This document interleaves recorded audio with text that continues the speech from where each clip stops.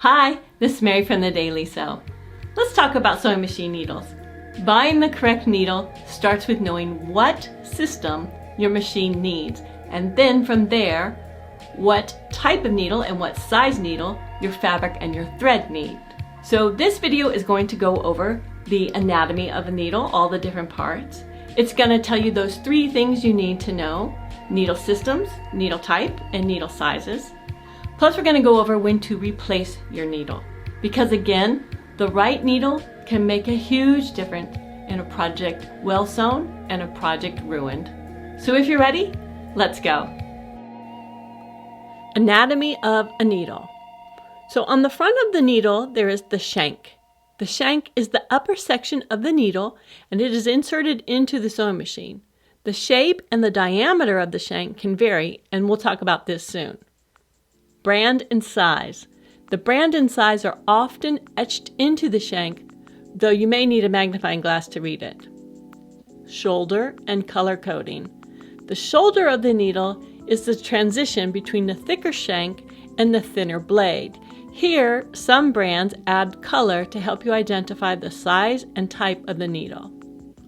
Blade. The long, narrow part of the needle is called the blade. The width of the blade is the size of the needle, and we're going to talk more on sizes later. Groove. There is a groove in the blade above the eye. The groove is where the thread will tuck into when the needle passes through the fabric to reduce friction and form the stitch. The size and length of the groove will change with the size and type of the needle. Eye. The eye of a sewing machine needle is near the point, which is opposite to where the eye of a hand sewing needle is. The eye is the hole that the thread goes through when you thread your sewing machine, and it will vary in size depending on the type of needle. Tip or point. The dangerous end of the needle is the sharp tip or point. Different shapes of the tip, like sharp or angled or slightly rounded, but still sharp, are designed for different tasks. On the back of the needle you'll find a flat side. The shank of home sewing machine needles will have a flat side. It has become most common for the flat side to be toward the back when inserting the needle, but some machines will place it to the right, so it's very important to know your machine. Scarf. The scarf is an indent or hollow above the eye of the needle. It allows the bobbin hook or the looper underneath the machine there to swing by close to the needle and grab the thread that will form the stitch. The 3 main things you need to know to choose the correct needle: system, type, and size. Needle system. A needle system, sometimes referred to as a needle class, stands for the diameter and shape of the needle shank and the length of the needle. Every machine is designed to work with a specific type of needle system. These systems exist so people can easily find replacements and swap out needles for different functions. It used to be that each manufacturer had their own distinct system, but luckily nowadays, almost all domestic sewing machines use a common needle system.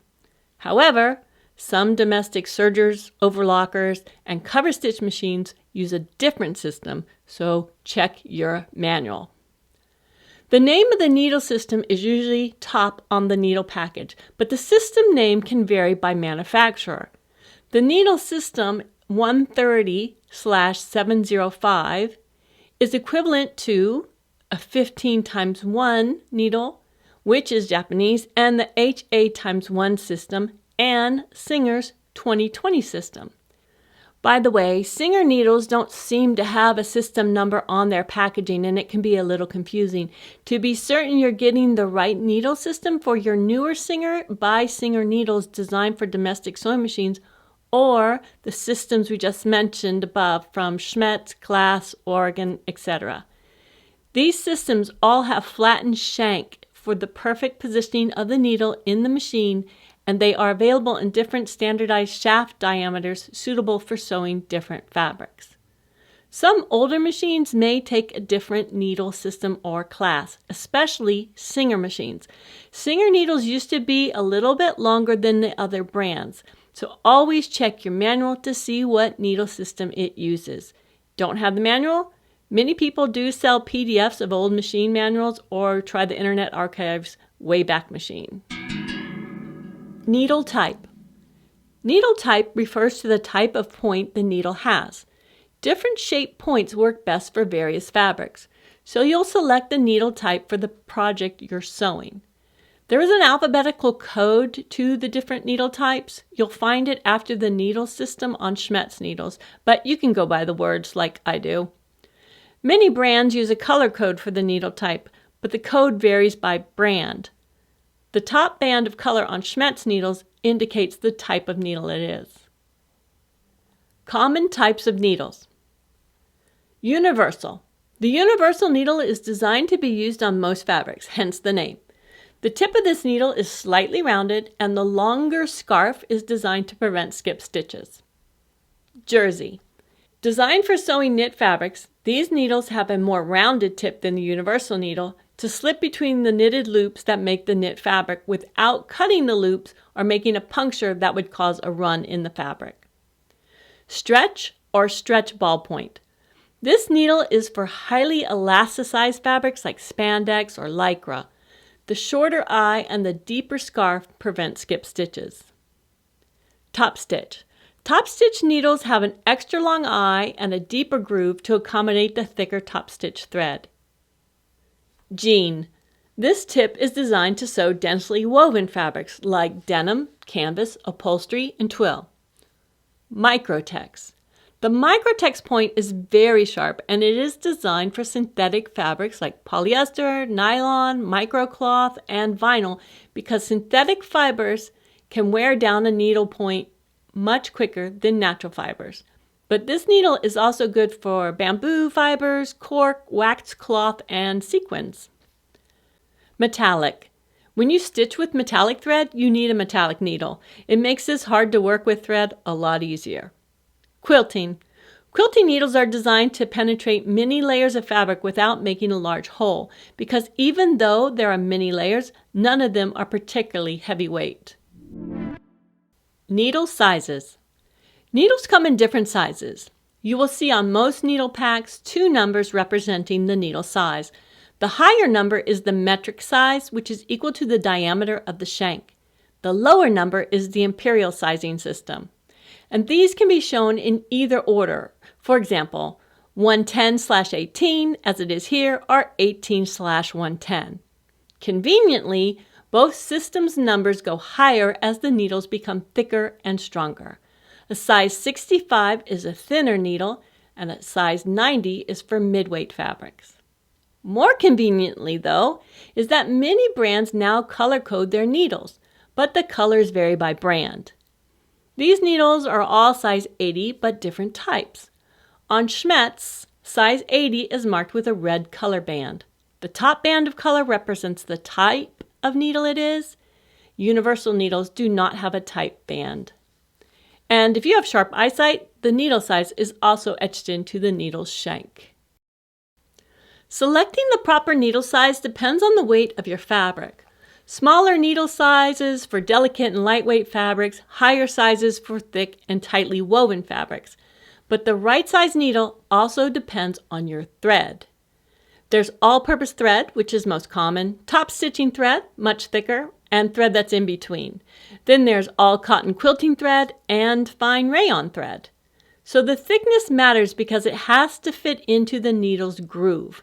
So it's not just fabric weight, but also the thread when selecting the size needle you need. The needle should be just large enough to go through the fabric without bending. A needle that is too large can cause fabric distortion, puckering, and skip stitches. Most medium weight fabrics require a size 80.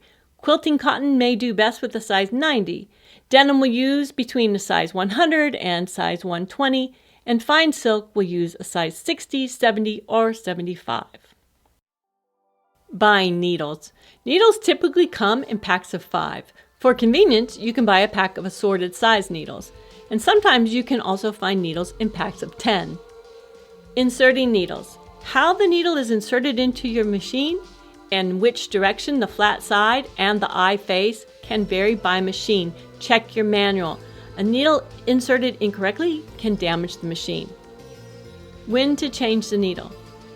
This is the number one question we all want the answer to, but we won't like it because the answer is, it depends. Typical advice is to change your needle after it has been used for about 8 hours or every 2 to 3 projects. It can be hard to track how many hours you've used a needle, especially if you often switch between projects. So, some tips for when to change your needle. Synthetic fibers wear down a needle quickly. This includes spandex, polyester, nylons, and synthetic blends like cotton poly, wool nylon. You want to discard the needle after completing a project using synthetic fibers. Change your needle after sewing over a pin. Use a new top stitching needle for garments with a lot of top stitching or very prominent top stitching. In the middle of a project, you replace your needle if you notice skipped stitches and nothing else has changed with the current project, or if the thread starts jamming, or you notice damage to the fabric. It's important when you discard sharp objects to do it concerning any person or animal that may come across it later. So find a container like this to collect all your old broken needles or bent pins, and then you place the whole thing in the trash all covered up. Or you can place the needle in a piece of tape to cover the point. Remember, most stitching problems are caused by needles that are the wrong size, are damaged, or inserted incorrectly. Changing the needle may make all the difference, and it's quick to check if it does. By the way, it's rare, but some new needles can be defective. If that's not working for you, just go ahead and change it out.